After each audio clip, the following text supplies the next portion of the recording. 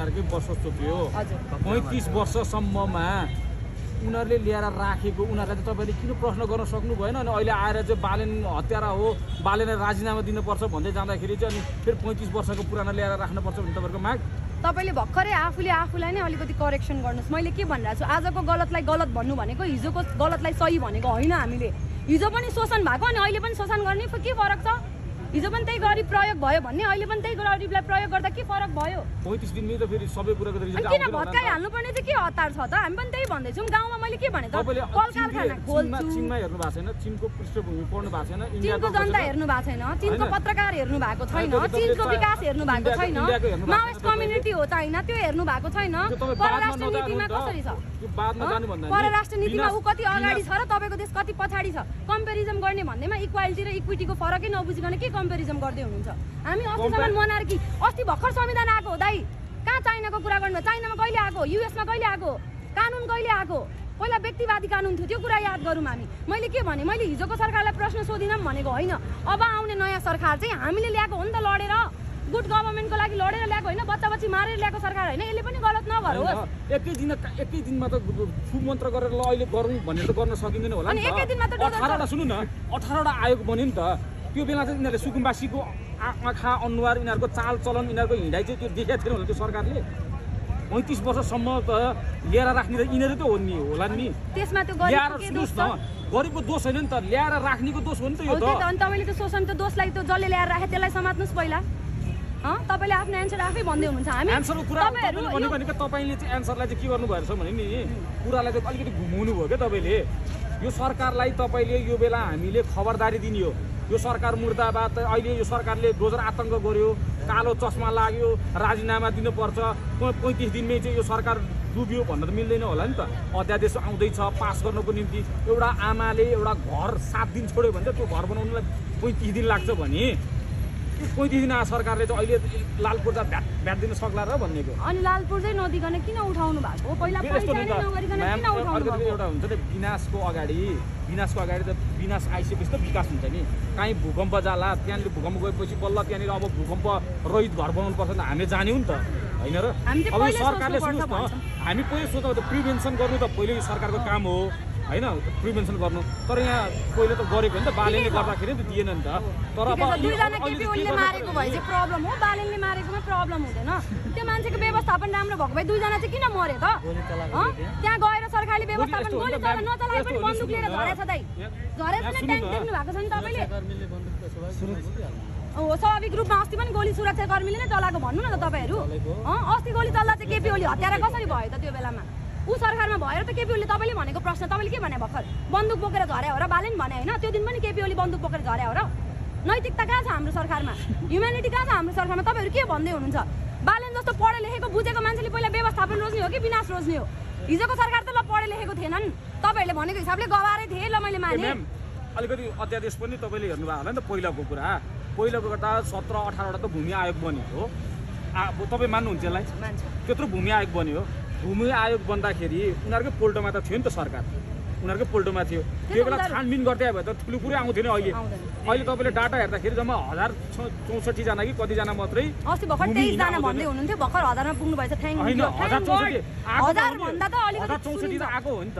1064 आउँदाखेरि अब फेरि जसलाई पनि यस्तो चाहिएको छ कि एउटा इङ्ग्लिसमा वर्ड छ के बेगर क्यान नट बी चुजर भन्छ के माग्नेले कहिले पनि तातो भातले मलाई सीफुडले चाउमिनले भन्नु मिल्दैन के भनेपछि त्यहाँ पनि सरकारले हेर्दै होला नि त जस्तै चितवनको मान्छे छ भने त उसलाई त फेरि ठुली खेलमा चाहिएला भन्ला फर मी तपाईले भनेको कुरामा चाहिँ एउटा सरकार भएको ठाउँमा बेगर हुनै पर्दैन भन्ने मान्छे हो त्यो बेगर त हुनै पर्दैन क्या सरकार भएको राज्यमा मान्छे कहिले पनि गरिब भएर हात फैलाउनु पर्ने ठाउँमा चाहिँ सरकार छ भन्न मिल्दैन मैले के भने त्यो एउटा मरेको सुकुम्बासीको प्रधानमन्त्री पनि बालेन नै शाह नै हो कि तपाईँको मात्रै प्रधानमन्त्री हो कि राष्ट्रसभाको मात्रै प्रधानमन्त्री हो मलाई जब साइबर बुलिङ हुन्छ छोरी मान्छेमा मेरो प्रधानमन्त्री बालेन्द्र शाह हो कि अर्कैको कि मलाई हाम्रो छुट्टै छ भनिदिनुहोस् होइन होइन भने अरूहरू भन्नुहोस् क्या त्यो सुकुम्बासीको पनि प्रधानमन्त्री छुट्टै थियो त्यसको दुईटाको ज्यानको जिम्मा सरकारले लिनु पर्दैन भन्नुहुन्छ भने ती 19 जनाको पनि त केपीओली होइन होला नि त सुन्नु न सुकुम्बासीको र त्यो विद्यार्थी आन्दोलनको पाटै फरक होइन मान्छे मर्नु एउटै हो त हामी ह्युम्यानिटी मात्रै मलाई आउँदैन राजनीति सर तपाईँ अहिले यो 2-4 वटा भ्युजको लागि कन्ट्रिब्युसन बनाएर काम छैन मैले के भन्दैछु ह्युम्यानिटी होइन ह्युम्यानिटी नमरोस् होइन ह्युम्यानिटी नमरोस् it's not about politics humanity नमरोस् 2 जना मान्छे भए पनि मरेको छ तपाईँको घरको कसैले आत्महत्या गरेको भए तपाईँलाई अहिले गाह्रो हुन्थ्यो क्या मर्नेको लागि राज्यको लागि यो 8 महिना केही होइन तर ती घाइतेहरू जुन भयो नि तिनको लागि 8 महिना ठुलो कुरा हो बेडमा हस्पिटलमा छटपटिरहेको बिरामीको लागि ठुलो कुरा हो त्यो बुवा जसको 17 वर्षको एउटा छोरा मात्रै ढाड थियो नि त्यसको छोराले आत्महत्या गर्नु भनेको त्यो बाबुको लागि ढाड कुरा हो जबसम्म राज्यले इन्डिभिजुअल सोच्दैन नि हो त्यही हो यो पोलिटिक्स होइन क्या यो ह्युम्यानिटीको डिबेट हो यो पोलिटिक्स होइन तपाईँमा त तपाईँको घरको मान्छे नझुन्डिउन्जेलसम्म मान्छे झुन्ड्यो भन्ने यादै छैन तपाईँलाई तपाईँले यो कुरा गर्नै सक्दैनन् झन् राजनीति गर्नेले मात्रै राजनीति जान्थ्यो भने तपाईँले अहिले भर्खर ल्याएको कतिवटा एमपीहरू हुनुहुन्छ नि राष्ट्रपाले ल्याएको त्यसलाई त आफ्नो क्षेत्रको क्षेत्रफल पनि थाहा छैन के कुरा गरे राजनीति गर्न नजान्ने त बाटोमा आएर चिच्चाएर सिक्ने हो त्यहाँ सदनमा गएर के गर्न सके र अहिले बोल्न सकेछ त्यही गरिब कम्युनिटीबाट गएको होइन तिनीहरू समानुपातिक कोटामा गएको मान्छेहरू बोल्नुपर्ने होइन अहिले खै त बोल्दैन क्या हामी नै बोल्छौँ तपाईँ पनि गरिबै हो म पनि गरिबै हो एकअर्कालाई त भन्छौँ नि कहाँ सुन भएको मान्छेलाई भन्न सक्छौँ त हामीले त्यही नै हो कुरा म चाहिँ के भनिरहेको छु भने हामी धेरै लुप होलमा नफसौँ एउटा मान्छे पनि राज्यमा मर्नु भनेको सरकारको जिम्मेवारी हुन्छ किन हुँदैन जब त्यहाँ सडक दुर्घटना हुँदा त सरकारले बोलेन भनेर प्रश्न उठाउनुहुन्छ के सडक दुर्घटना बालनले गराएको हो भन्ने हो कि बाटोको पूर्वाधार अलिकति सेफ्टी गरिदिउँ भन्ने हो हामीले औलाउन त्यति खोजेको मान्छेलाई ब्रेनमा ट्रमा नदिनुहोस् बन्दुक बोकेर नजानुहोस् बस्नुहोस् ग्रामसभा हुन्छ बाहिर इन्डियामा अघि भर्खर भने जस्तै बसेर कुरा गरौँ कम्युनिटीमा तपाईँ कसरी हुनुभयो सुकुम्बासी के हो तपाईँको रिजन हिजोको सरकारले पनि तपाईँलाई शोषण नै गर्यो आज म आएर नयाँ तरिकाले उदार हृदयले नयाँ सुशासनको सुरुवात गर्दैछु भनेर हाम्रो छन् क्या मान्छे एकजना पठाएर टिप्नुहोस् भनेको हो हामीले केही भनेको होइन तपाईँ त सुकुम्बासीले सरकारले जग्गा घर गाडी यस आराम सबै दिन पर्यो अनि त्यसपछि मात्रै भत्काउनु पर्यो भन्नु खोज्नु भयो तपाईँले हो तपाईँको त कानमा पनि एकतिर अर्कै अर्कोतिर अर्कै निस्किन्छ जस्तो लागिरहेको छ मलाई कान एकचोटि यो शब्द कुनै पनि मैले बोलेँ यत्रो मान्छेको अगाडि यो बोलेँ मैले व्यवस्थापन गर्न पर्ने भन्नु यो मिडियाले घुमाउने नै यसरी नै रहेछ के 2 जना मरेको चाहिँ मरेकै होइन रे मैले मरेको कुरा भनेको छैन के तपाईँले त भनेको व्यवस्थापन भने गाडी दिनु घर दिनु मैले भने व्यवस्थापन त गर्नु पर्यो व्यवस्थापन भनेको गाडी घर मात्रै हो मैले के भने एकल महिला जो चाहिँ गाउँमा बस्दाखेरि सेफ नभएर काठमाडौँ आए सेफ्टीको लागि त्यसलाई व्यवस्थापन गर्ने पार्ट पनि सोचौँ ती दलित जसलाई चाहिँ दसैँको बेलामा पुच्छर दिन्थ्यो क्या दाइ